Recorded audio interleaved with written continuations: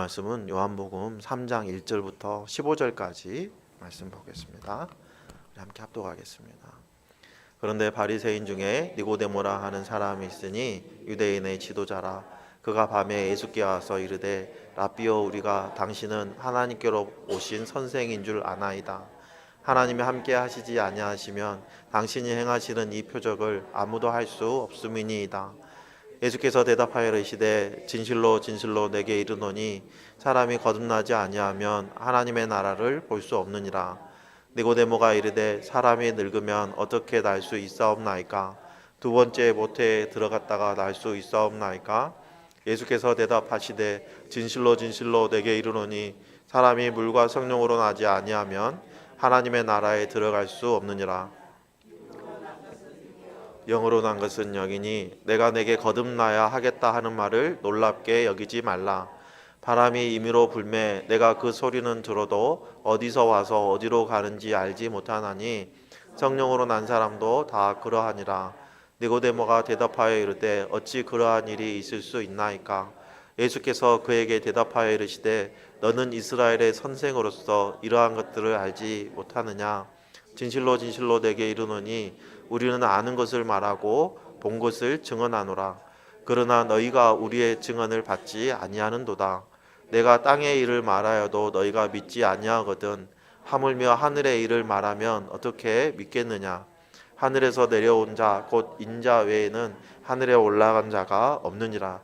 모세가 광야에서 뱀을 든 것 같이 인자도 들려야 하리니 이는 그를 믿는 자마다 영생을 얻게 하려 하심이니라. 아멘. 가끔 뭔가 일이 좀 마음에 들지 않을 때, 처음부터 좀 다시 시작하고 싶을 때 있어요. 그때로 돌아갈 수만 있다면 지금 다른 모습을 하고 있을 텐데, 심지어는 다시 태어날 수만 있다면 지금과는 전혀 다르게 살 수 있을 텐데, 이런 생각을 한 번쯤은 해봅니다. 그러나 인생은 다시 태어날 수 없죠.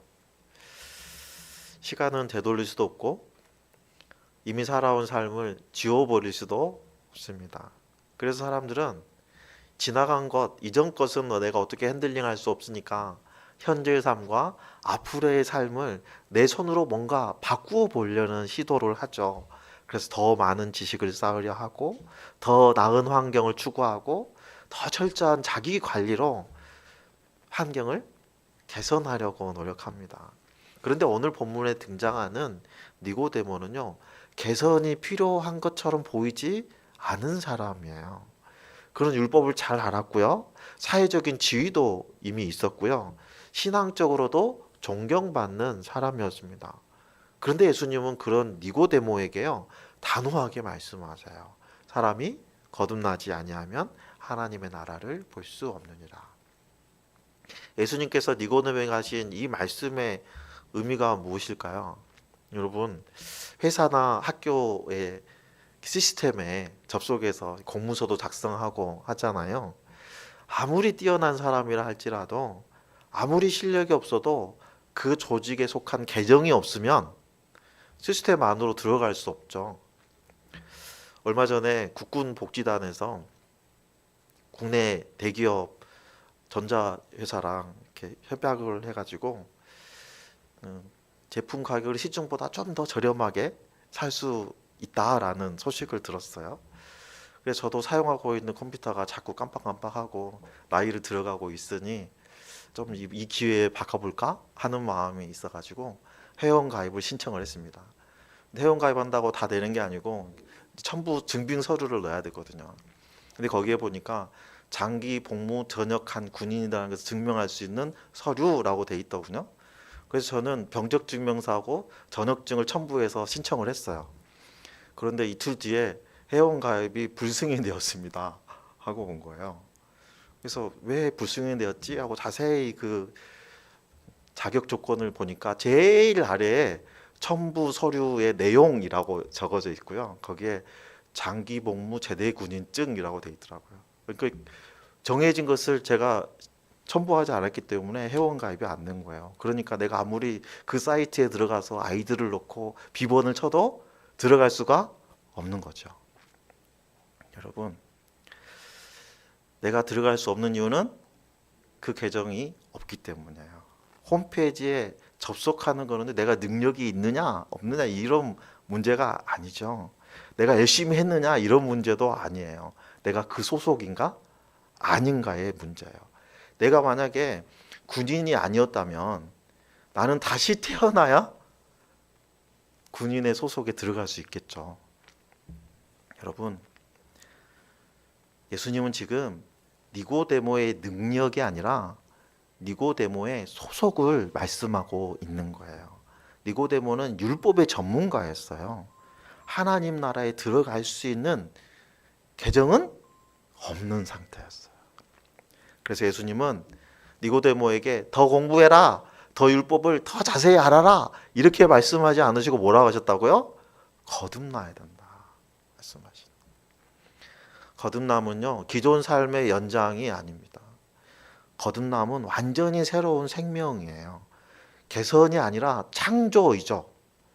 수정이 아니고요 부활하는 거예요.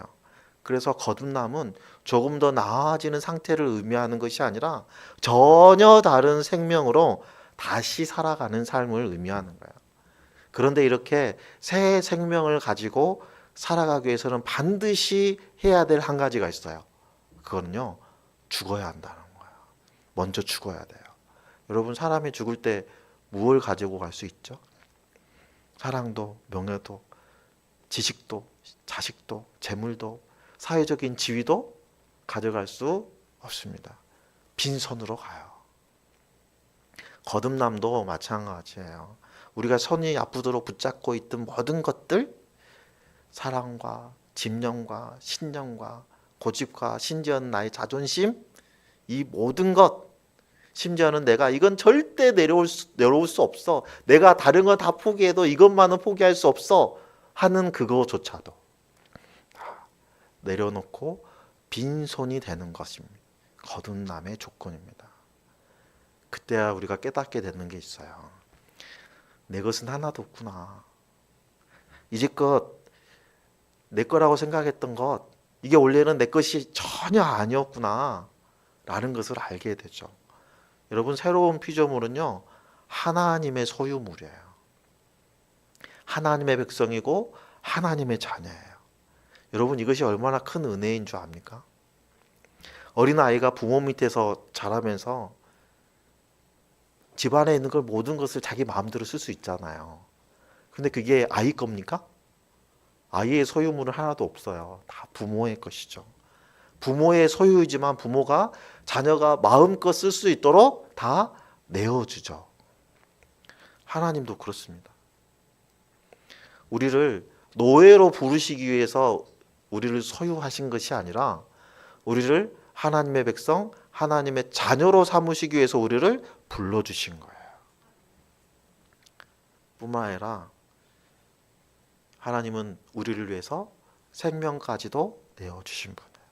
오늘 본문의 니고데모의 이야기는요, 성령으로 난 사람이 어떤 사람인지에 대해서 말씀하고 있어요.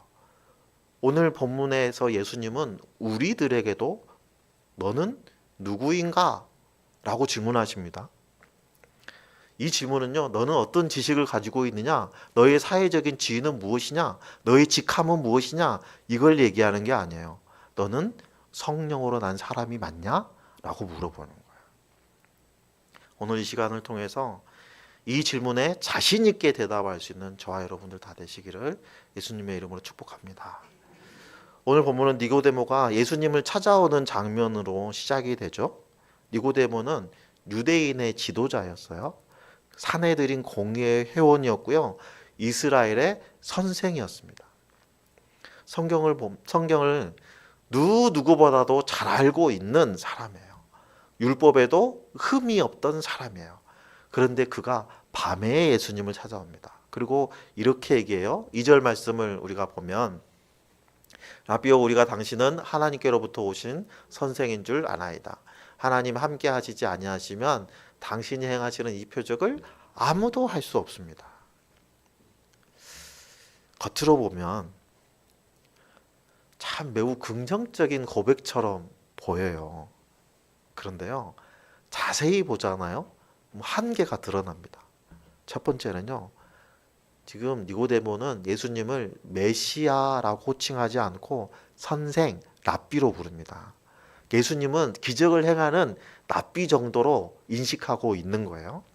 그리고 두 번째는 내가 믿습니다 라고 얘기하지 않고 우리가 그렇게 생각합니다 라고 표현하고 있어요. 따라서 니고데모 혼자만의 생각이 아니라 유대 지도자들, 사내들의 공의회 회원들의 인식이 그렇다는 거예요.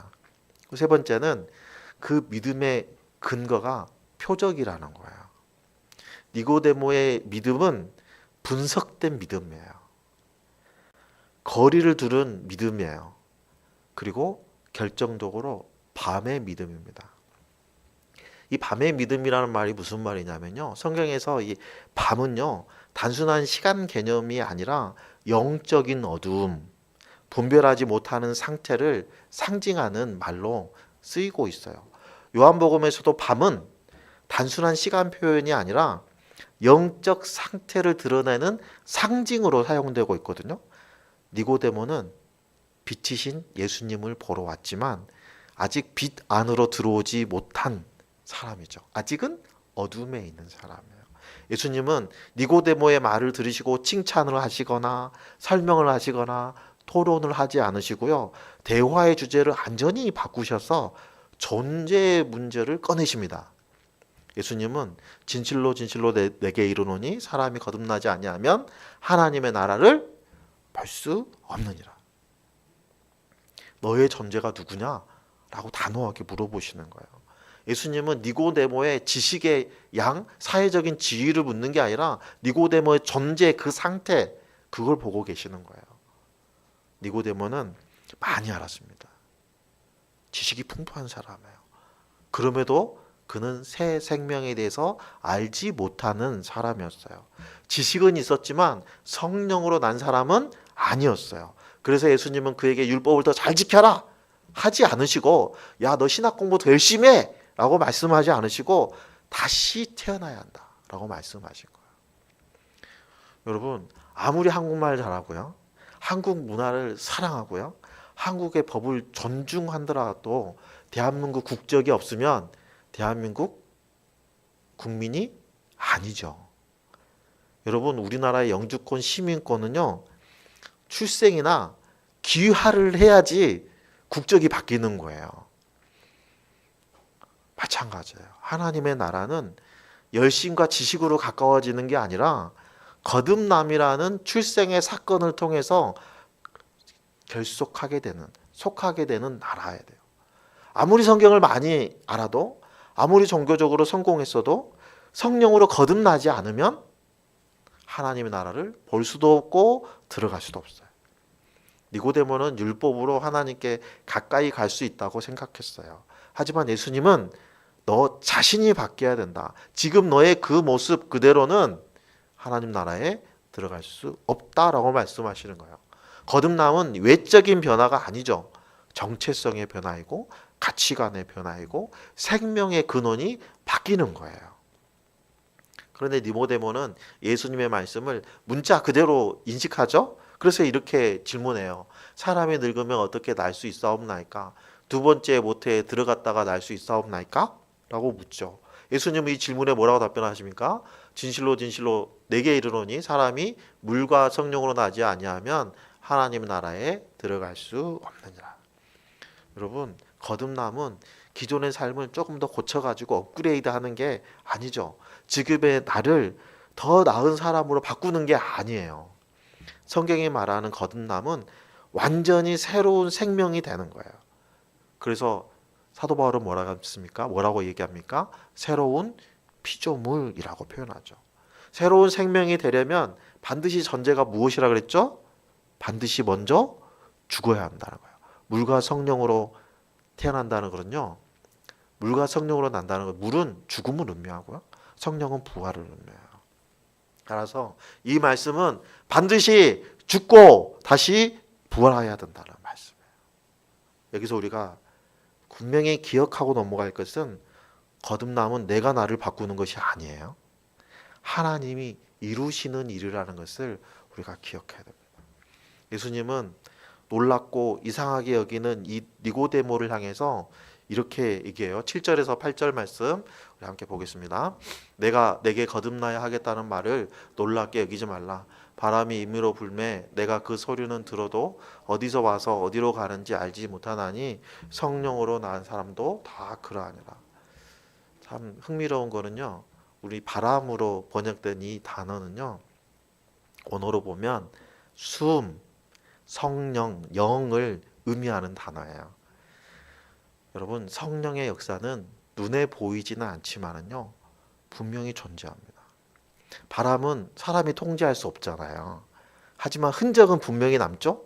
바람이 불면 나뭇가지가 막 흔들리잖아요. 여러분, 성령으로 난 사람도 마찬가지예요. 삶의 방향이 바뀌고 죄에 대한 거부감이 생기고 그리고 하나님을 향한 갈망이 생겨납니다. 성령님의 역사심의 흔적이 우리 몸에, 우리의 마음에 남게 되어 있어요. 성령님은 우리의 조건을 보고 움직이시는 분이 아닙니다. 성령님은 하나님의 뜻대로 움직이시는 분이세요. 하나님의 뜻대로 역사하시는 분이에요. 니고데모는 예수님의 말씀을 듣고 여전히 이해할 수 없어서 9절에 이렇게 얘기하죠. 어찌 그러한 일이 있을 수 있나이까.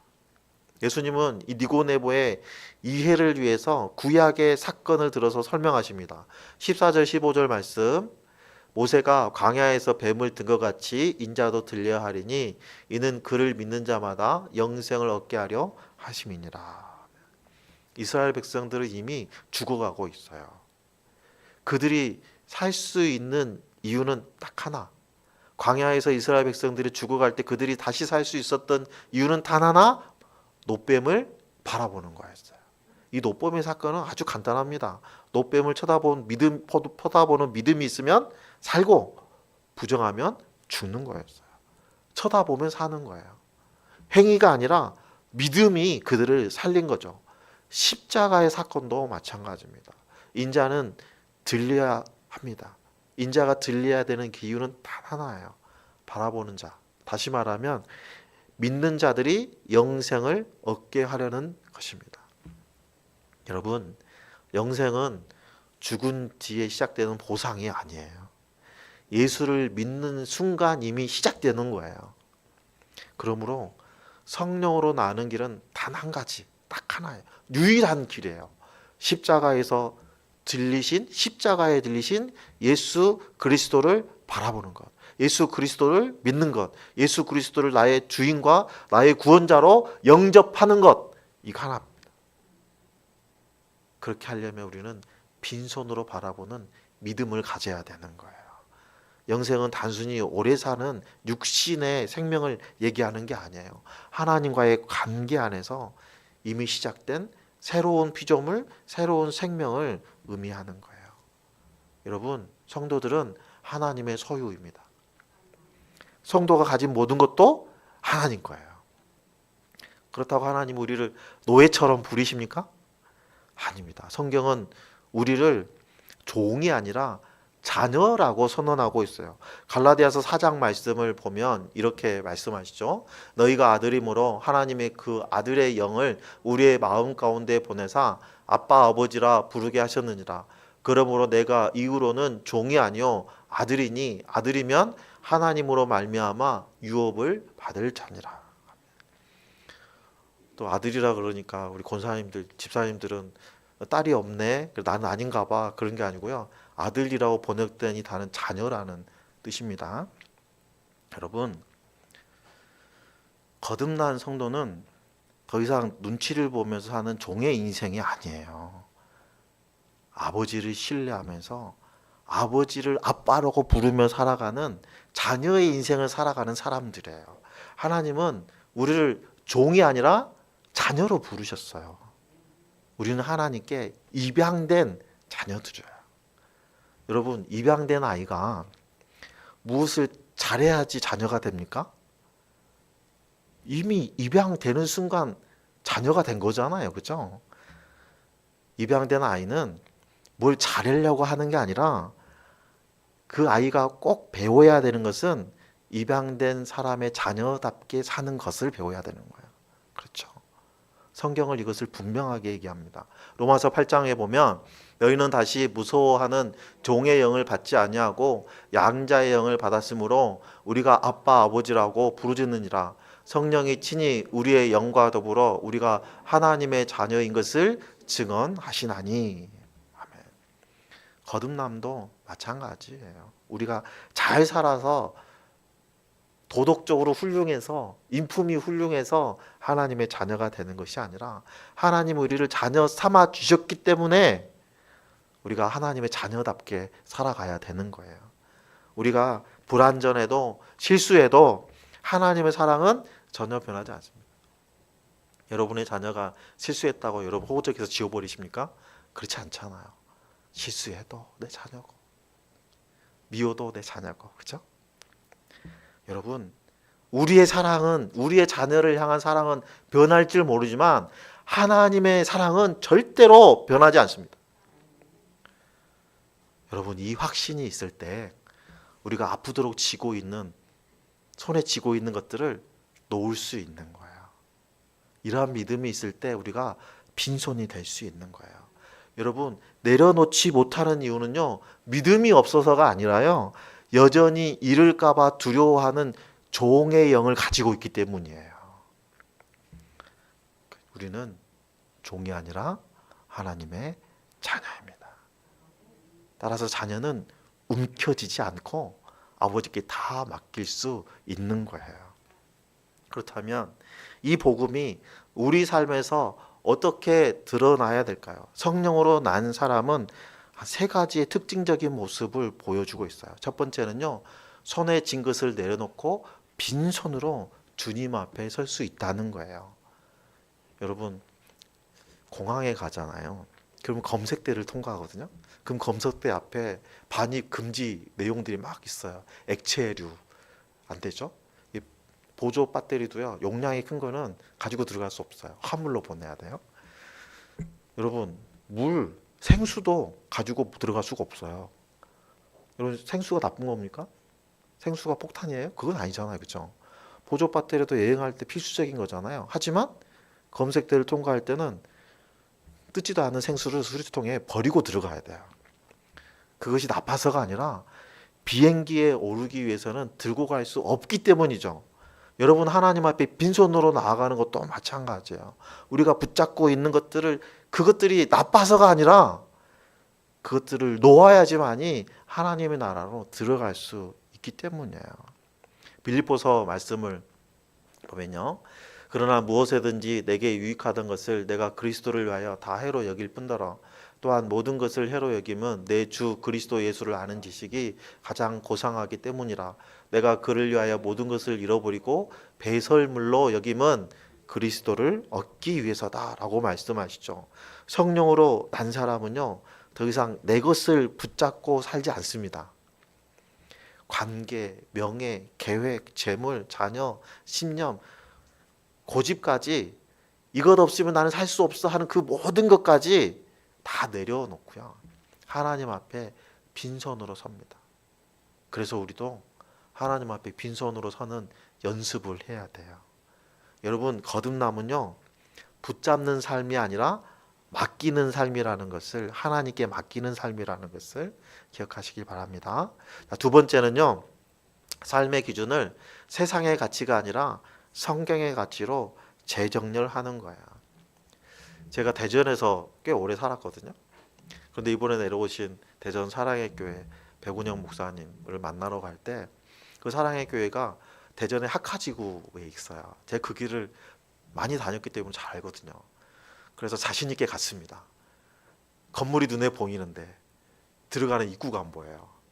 뺑 돌고 있어요. 이럴 때 어떻게 해야 되죠? 빨리 내비게이션을 켜야죠, 그죠? 그래서 어디로 들어가는지 확인해야 되잖아요, 그죠? 여러분, 빨리 가는 게 중요한 게 아니라 정확하게 가는 것이 중요합니다. 여러분, 거듭남은요, 인생의 속도를 막 높이는 것이 아니라요, 방향을 다시 맞추는 거예요. 성령으로 난 사람은 내가 이렇게 살아왔어 하는 게 아니라요, 말씀이 나를 어디로 가라고 하는가, 초점을 맞추는 사람이에요. 로마서 12장 말씀을 한번 볼까요? 로마서 12장 2절, 산제사를 드리는 성도들에게 사도 바울은 이렇게 명령합니다. 너희는 이 세대를 본받지 말고 오직 마음을 새롭게 함으로 변화를 받아 하나님의 선하시고 기뻐하시고 온전하신 뜻이 무엇인지 분별하도록 하라. 이번에 내 소견에 옳은 대로 행하는 것이 아니라 하나님의 뜻대로 살아가는 것이 성도의 삶이에요. 거듭남은 종교 생활에 무언가를 막 추가하는 것이 아니라 가치관 전체를 교체하는 거예요. 무엇이 옳은지, 무엇이 성공인지, 무엇이 중요한지를 나의 기준, 세상의 기준으로 판단하는 것이 아니라 말씀으로 다시 판단해야 되는 거예요. 성령으로 난 사람은 점점 바뀝니다. 어떻게 바뀌냐면요. 나는 이렇게 생각해 에서요. 말씀이 이렇게 말씀하셔. 하나님은 어떻게 보실까? 하는 기준으로 점점점 바뀌어가는 거예요. 이렇게 바뀌어가는 과정을 우리를 뭐라 그래요? 성화의 과정이라 그러는 거예요. 세 번째, 보이지 않아도 역사하시는 하나님의 인도하심, 성령의 인도하심에 우리가 순종해야 되는 거예요. 여러분, 운전하시는 분은 항상 좋은 날만 운전하지 않잖아요. 비 막 오고 눈이 억수로 오면 한 치 앞도 안 보이게 막 폭설로 쏟아질 때도 있잖아요. 또 안개가 가득 끼잖아요. 시정이 5m도 안 되는 진한濃霧가 끼면 그때 여러분 어떻게 운전해야 되죠? 진한 안개길에서 안전운전하는 법, 눈에 보이는 만큼만 가는 거예요. 앞차의 테일라이트를 유념해서 보면서 내 눈에 보이는 만큼만 가는 거예요. 여러분, 성령님의 인도하심도 마찬가지예요. 성령님은요, 우리 인생을 한 번에 다 보여주지 않으십니다. 한 걸음씩 보내주세요. 한 걸음씩. 오늘 순종해야 될 그 한 걸음을 우리에게 보여주시면 그 한 걸음만 나가면 되는 거예요. 성령으로 난 사람은요, 다 할 때까지 기다리는 게 아니라요, 하나님이 보여주신 만큼 순종하며 나아가는 거예요. 그래서 갈라디아서 5장 25절을 세번역 성경으로 보면 이렇게 얘기해요. 우리가 성령으로 삶을 얻었으니 우리는 성령이 인도해 주심을 따라 살아갑시다. 성령의 역사는 바람과 같아서 우리가 통제할 수도 없고 예측할 수도 없습니다. 그러나 분명한 것은 흔적이 남는다는 거예요. 말씀 앞에 우리 마음이 움직이고 죄의 자리가 불편해지고 하나님을 더 사모하는 방향으로 점점점 우리 삶이 바뀌어지죠. 이것이 성령의 역사예요. 성령으로 난 사람은요, 이해하려고 하기보다 먼저 순종합니다. 성령으로 난 사람은요, 더 이상 자기가 자기 주인의 인생의 주인이 아니에요. 이제 더 이상 내가 지고 있는 것, 내가 자랑하는 것, 내가 의지하는 것으로 살아가는 사람이 아니에요. 성령으로 난 사람은요, 빈손으로 하나님 앞에 서는 사람이에요. 그리고 그 빈손을 하나님께서 다 생명으로 채워주십니다. 우리가 자동차를 타고 길을 갈 때 내비게이션을 켜놓고 가는데 내 생각대로 막 운전하면 어떻게 되죠? 내비게이션이 자꾸 경고하죠. 경로를 이탈하였습니다. 경로를 재탐색합니다. 자꾸 반복하잖아요. 제가 운전하면서 가장 많이 듣는 소리예요. 여러분, 내비게이션의 목적지에 대해서 안내를 온전히 맡기지 않잖아요.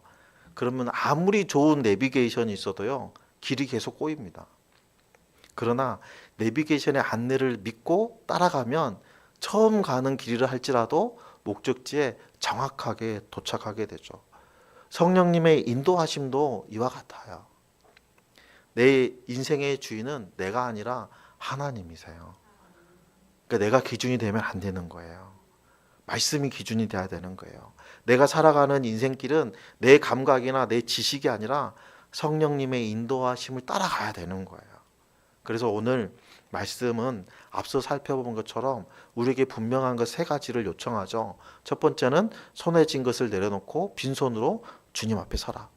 더 이상 이것만은 꼭 쥐고 있어야 합니다 라고 버티지 말고 인생의 주도권 모두를 주님께 맡기는 삶을 살아야 돼요. 두 번째는 삶의 기준을 세상의 가치가 아니라 성경의 가치로 재정립해야 되는 거예요. 성공하는 것, 인정하는 것, 안정된 삶, 이런 게 아니라 하나님이 기뻐하시는 게 뭐지? 이거부터 먼저 추구해야 되는 삶. 이것이 성도의 삶이죠. 세 번째는 보이지 않아도 역사하시는 성령 하나님의 인도하심에 순종하는 거예요.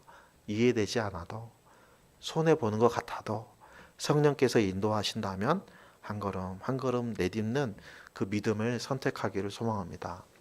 여러분, 오늘 주님은 우리에게 너는 나를 얼마나 알고 있니? 라고 물어보지 않으세요. 너는 성령으로 다시 태어났니? 라고 물어보시는 거예요.